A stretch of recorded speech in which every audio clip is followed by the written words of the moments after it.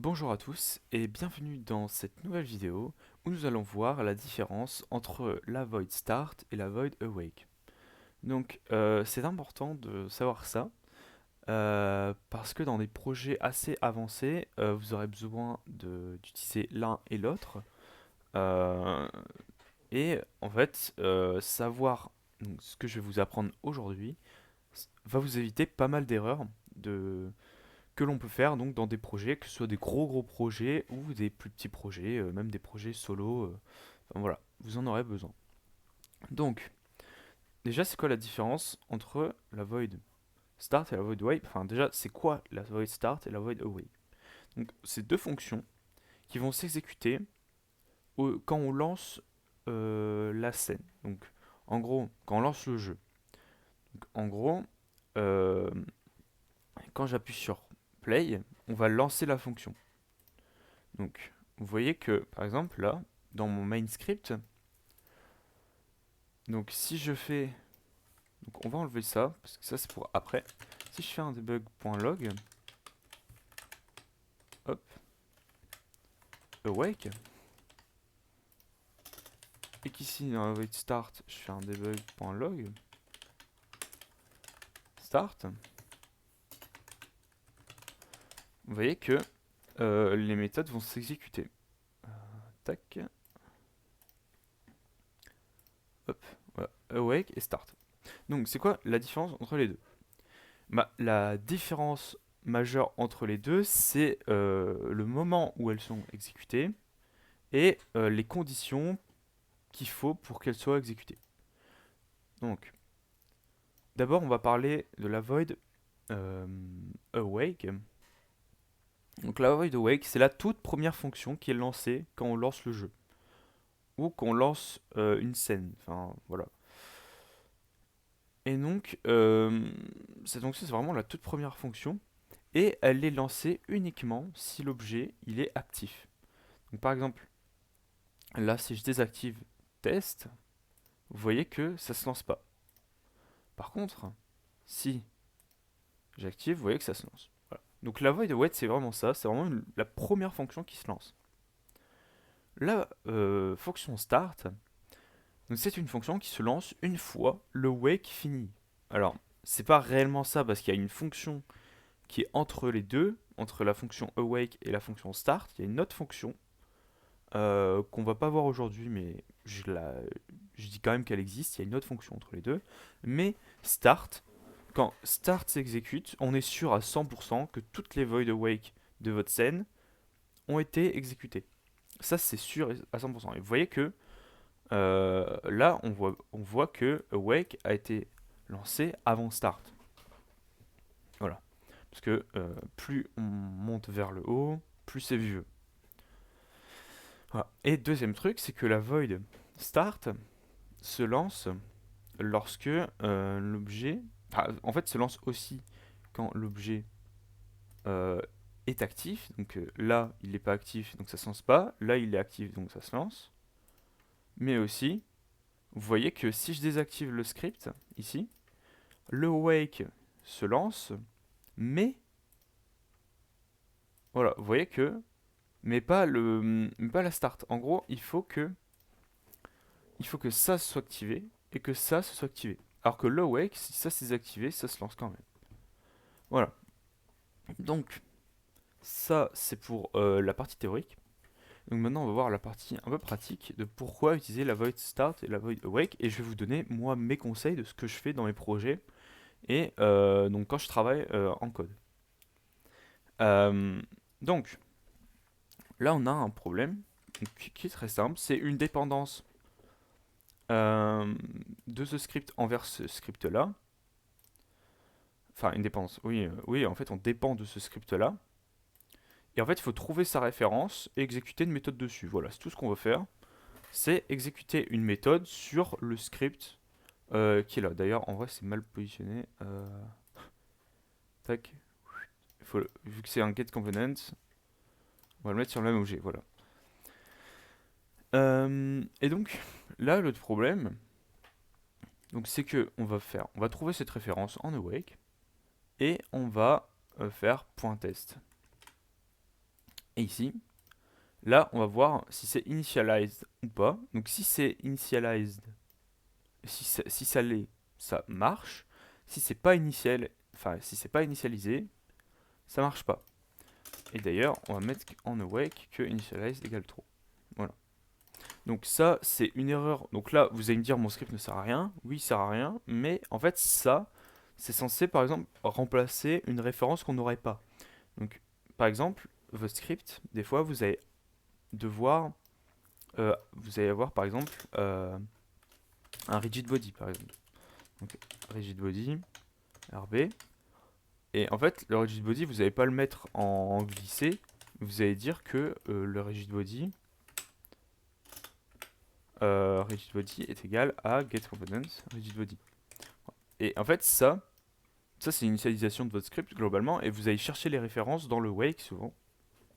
Et donc là, en fait, c'est pour faire semblant que là, on n'aurait pas les références.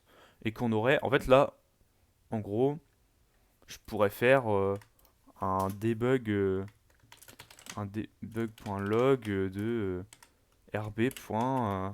Quelque chose.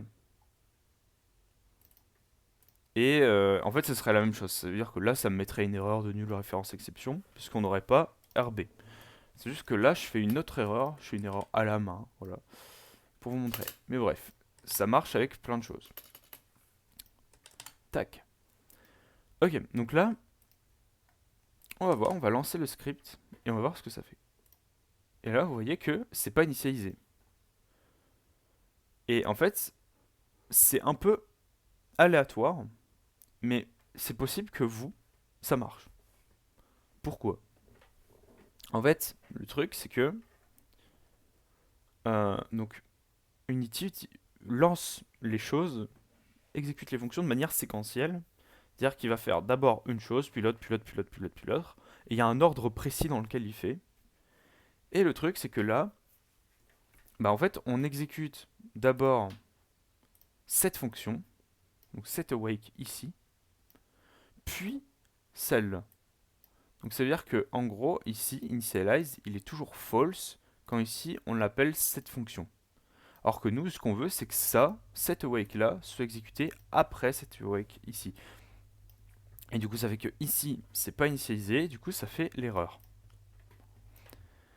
Et donc, ça, il se peut très bien que ça marche. Pourquoi? Parce que, en fait, les awake, ils vont être exécutés dans un certain ordre. Donc ça veut dire que ça tombe, il va exécuter celle-là, puis celle-là. Voilà. Donc, ça, il y a deux choses. Donc, deux choses pour régler ce problème. Une manière générale et une manière plus précise sur un script en particulier. Donc, je vais d'abord commencer par la manière précise. C'est que la manière précise, on peut dire à Unity, ok, je veux que celui-là, il s'exécute après celui-là. Et pour ça, il faut mettre un attribut qui est execute default execution order. Donc là, on va mettre 0. Et ici, on va mettre 1. Hop. Et vous voyez que ça marche. Pourquoi? Parce que là, en fait, ce qu'on dit à Unity, c'est qu'on veut que ça soit exécuté en 1 et que ça soit exécuté en 0. Alors, c'est des valeurs abstraites. Enfin, c'est pas l'ordre en mode... c'est pas parce que là, c'est 0 que c'est le premier, en fait. Là, je peux mettre -1. En fait, c'est la priorité. C'est-à-dire qu'en gros, il va exécuter tous les -1 de manière égale, en fait. Et puis après, il va exécuter les 0, les 1, etc. Et donc, en fait, c'est vraiment une priorité. C'est-à-dire que je peux mettre, là, je peux mettre 100. Mais c'est pas le centième script qui est exécuté, en fait. C'est vraiment, ça va être exécuté avec les trucs qui sont 100. Et il va monter, en fait. En gros, ça veut dire que dans Unity, il va dire, ok, il y a other script qui a une priorité de -1. Et il y a main script qui a une priorité de 100. Ok, donc c'est lui le plus petit, donc je l'exécute avant. Mais s'il y en a un deuxième à -1, aux heures, ouais, on va mettre nanana qui est à -1, et ben en fait, il va faire pareil que ce qu'on avait au début. En fait, au début, c'est comme si je fais ça en fait. Voilà, avec le default execution order. Bref, donc ça, on peut le faire en code, mais on peut également le faire dans Unity, donc dans l'interface. Hop, en allant ici dans Project Settings et en allant dans Script Execution Order. Et vous voyez que là, c'est ce que je vous disais. C'est-à-dire qu'en gros, en fait, c'est pas le script, c'est le script -100, c'est que c'est une priorité générale. Donc c'est-à-dire que là, ça c'est -1000 de priorité. Donc c'est-à-dire que tout ce qui est en dessous de -1000, bah, ça va s'exécuter après. Et donc là, en fait, ce qu'on peut faire, c'est venir ajouter un script. Donc on peut aussi le glisser de mémoire. Donc attends, c'est lequel qu'on veut mettre en premier? C'est OtherScript. Donc on va dire que OtherScript, on va l'ajouter. Donc là, il a une priorité de 100. Et s'il a une priorité de 100, c'est-à-dire qu'il va s'exécuter après tout le monde. Et donc ça, vous voyez que c'est default time, donc c'est 0 en fait. Voilà que je mets 0, ça fait ça. Et nous, ce qu'on veut, c'est que ça soit exécuté avant. Donc on va mettre -1. Et voilà. Et donc du coup, vous voyez que ça va faire ça, puis ça, puis ça, puis ça, puis ça, puis ça, puis tout le reste, et puis ça. Voilà. Et vous voyez que là, en fait, c'est pareil, on va plus avoir notre problème. Bon, il faut qu'il recompile. Tac. Et là, vous voyez que ça marche. Donc ça, c'est vraiment par rapport aux execution orders. C'est quelque chose de très pratique quand vous avez beaucoup de scripts, par exemple des scripts de tool, etc. Il faut qu'ils s'exécutent avant. Sachant que ça marche aussi dans l'update, etc. Donc ça veut dire qu'en gros, les updates c'est pareil. L'update, elle s'exécute donc tous les scripts entre guillemets en même temps. Enfin, c'est pas en même temps, mais c'est. Il va respecter l'ordre que vous avez fait en fait. Mais par défaut, c'est 0, donc du coup, il va les exécuter un peu entre guillemets aléatoirement en fait. C'est pas aléatoirement, mais c'est pas un ordre que vous avez choisi. Contrairement à si vous faites ce que je vous ai montré, là vous aurez l'ordre que vous voulez en fait. Voilà. Donc ça c'est vraiment pour les execution orders. Et il faut que vous y pensez quand vous mettez, enfin quand vous codez. Et, euh, et en vrai ça peut être utile de changer pour certaines choses. Et bref. Sinon, le truc c'est que ça peut être chiant de mettre un execution order pour chaque script. Ça peut être vraiment chiant. De dire ok lui il est à -100 et lui il est à -90, etc. Donc ça c'est une règle générale et c'est une règle que j'applique. Euh, c'est qu'en fait j'utilise le wake pour initialiser son propre objet et la start pour exécuter d'autres choses qui sont en dehors de l'objet. Donc par exemple là j'initialise mon propre objet. Donc je fais des trucs sur tous les trucs qui sont sur moi, donc sur l'objet, je les fais dans le wake. Comme ça, je suis sûr que dans le start, l'objet est initialisé. Et par exemple, ici, donc ça, other.getComponents. GetComponent, on n'a pas besoin que ce soit initialisé. Donc ça, on s'en fout. Vu que c'est... En fait, comme on assigne cette valeur-là, euh, on le met dans le wake. Mais, euh, mais ça, c'est on touche un autre objet. Donc comme on touche un autre objet, alors private void start, et donc voilà other.test. Voilà, parce que en fait on touche un autre objet. Et donc là, en fait, on est sûr à 100% que qu'on n'aura pas d'erreur. Et vous voyez que ça marche. Et donc ça, c'est une règle générale que j'applique sur moi mes projets, qui permettent de ne pas avoir de problème entre le wake et la start, parce que on dit, ok, le wake initialise soi-même et le start initialise les autres. On fait des trucs où on a besoin des informations des autres. Pareil également si vous avez un singleton. Donc ça peut être...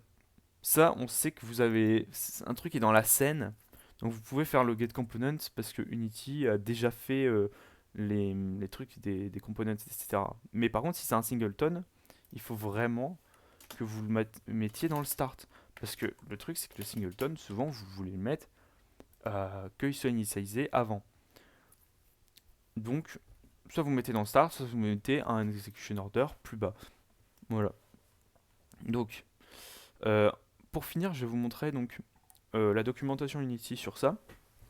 Et en fait, là, on a l'order of execution for event and function. For event function plutôt. Et le truc, c'est que vous voyez que ici, on a quelques trucs. Mais en fait, derrière, Unity fait énormément de choses. Et donc là, on a la boucle. Vous voyez que on a le awake et on a le unenabled et le reset qui sont appelés. Qui sont appelés également. Et en fait, c'est ce que je vous disais. En fait, il y a des autres fonctions qui sont appelées entre les deux. Mais globalement, c'est ces deux fonctions-là qui sont principales. Et après, donc, vous avez l'initialisation, la physique. Donc la physique comprend la fixed update, tout ça, voilà. Les untrigger, hunter exit, inclusion hunter exit. Et vous voyez par exemple que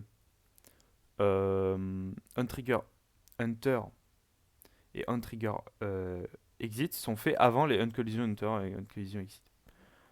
Et après on a les unmouse, enter, etc. L'update, donc la fixed update est faite avant l'update, c'est normal.